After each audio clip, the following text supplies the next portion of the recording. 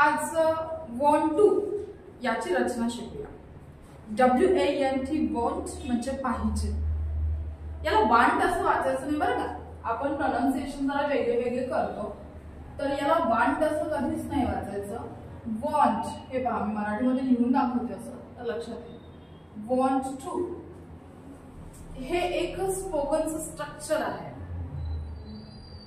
want to पासून म्हणजे याचा उपयोग करून खूप सारे वाक्य बनवू शकतो आपण। याचा अर्थ काय घ्यायचा? want म्हणजे पाहिजे असणे। want चा अर्थच असतो पाहिजे असणे। मला पाहिजे म्हणतो ना आपण किंवा पाहिजे इन शॉर्ट लिहून टाकू आपण। WANT want। आता पहा लगेच एक्झाम्पल्स कडे जाऊया। I want a cup of tea. आता तुम्ही म्हणाल की टायटल मध्ये want to आहे, इथे to हा इन्फिनिट सारखं काम करणार आहे, त्याच्या पुढे वर्ब चा फर्स्ट फॉर्म घेतो आपण। टी व टू घेतला काय किंवा नाही घेतला काय तरी सुद्धा त्याच्या पुढे येणारा जो वर्ब असणार आहे तो फर्स्ट फॉर्म मध्ये असणार आहे। लक्षात येते ना? फक्त दोनच गोष्टी लक्षात ठेवायच्या। काय? want म्हणजे पाहिजे असणे किंवा पाहिजे। दुसरा पॉइंट कुठला लक्षात ठेवणार आहोत आपण? want to। जेव्हा आपण नुसतं want वापरतो त्याच्या पुढे वर्बचा फर्स्ट फॉर्म आला पाहिजे। want to असं वापरल्याच्या नंतर सुद्धा वर्बचा फर्स्ट फॉर्मच असला पाहिजे, हे एवढं लक्षात आलं पाहिजे। आता सेंटेन्स बघूया। I want a cup of tea। इकडे he wants a cup of tea। बघा बरं, आता इकडे मी ही घेतलाय प्रोनाउन, इकडे वॉन्ट्स घेतलाय, कारण सब्जेक्ट वर्ब अग्रीमेंट एक असतं, सब्जेक्ट नुसार वर्ब घ्यावा लागतो। मग ही हे सिंग्युलर आहे तर याच्या पुढे येणारा वर्ब सुद्धा सिंग्युलरच लागतो। जर तुम्हाला वर्बचं सिंग्युलर आणि प्लुरल माहिती नसेल तर एखादा कमेंट करा, आपण त्याच्यावरती स्पेशल व्हिडिओ बनवूया। Same she wants to perform in cultural event। Look at, she wants to perform in cultural event। तिला कल्चरल इव्हेंट मध्ये परफॉर्म करायचं आहे, ती करू इच्छिते, तिला करायला त्या परफॉर्म करायला पाहिजे तिला। म्हणजे आपण जर एखादी गोष्ट करू इच्छित असू, लक्षात येते का? ही ग्रामरची भाषा आहे की करू इच्छिणे म्हणजे करावयाची इच्छा असणे, म्हणून आपण want to यालाच एक सिमिलर आणखी एक स्ट्रक्चर असतं wish to।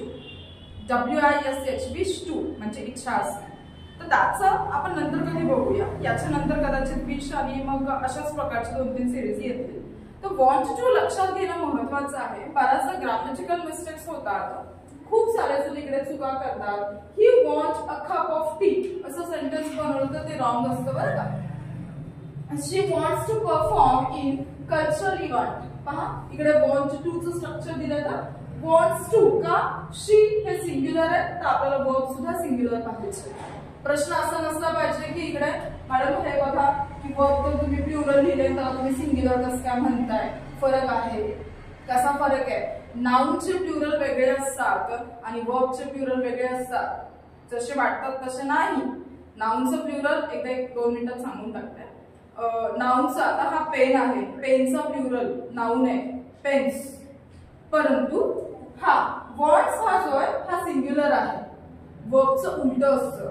आता हे वॉन्ट हे आपल्याला सिंग्युलर वाटतं, परंतु हा प्लुरल आहे आणि वॉन्ट्स हा सिंग्युलर आहे, वर्बचं उलट असतं।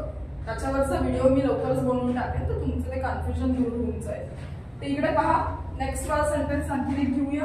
दे want to postpone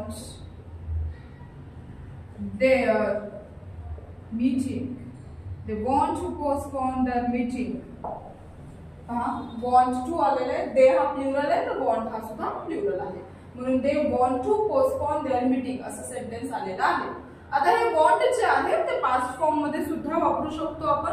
wanted, she wanted to do it wanted हा प्रेझेंट मध्ये वॉन्ट टू म्हणून रोल प्ले करतो आणि पास्ट मध्ये वॉन्टेड असा रोल प्ले करतो. मग जेव्हा पास्टची सिरीज चालू करू तेव्हा वॉन्टेड पुन्हा येईल. पण आज वॉन्ट टू आणि वॉन्ट्स टू कळला पाहिजे. वॉन्ट टू चा अर्थ काय? पाहिजे, मी करू इच्छितो म्हणजे want to.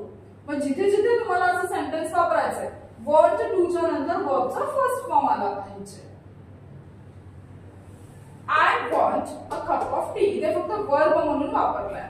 He wants a cup of T इथे सुद्धा फक्त हीच्या पुढे वॉन्ट्स आलेला आहे. शी वॉन्ट्स टू परफॉर्म हा टू च्या पुढे वर्बचा फर्स्ट फॉर्म आलेला आहे. दे वॉन्ट टू पोस्टपोन इथे पण पहा टू च्या पुढे वर्बचा फर्स्ट फॉर्म आलेला आहे. म्हणजे वॉन्ट टू च्या पुढे एखादा जेव्हा वर्ब येतो तेव्हा तो फर्स्ट फॉर्म मध्ये घ्यायचा असतो आणि डायरेक्टली वॉन्ट हे सुद्धा आपण वर्ब म्हणून वापरू शकतो. I hope you understand.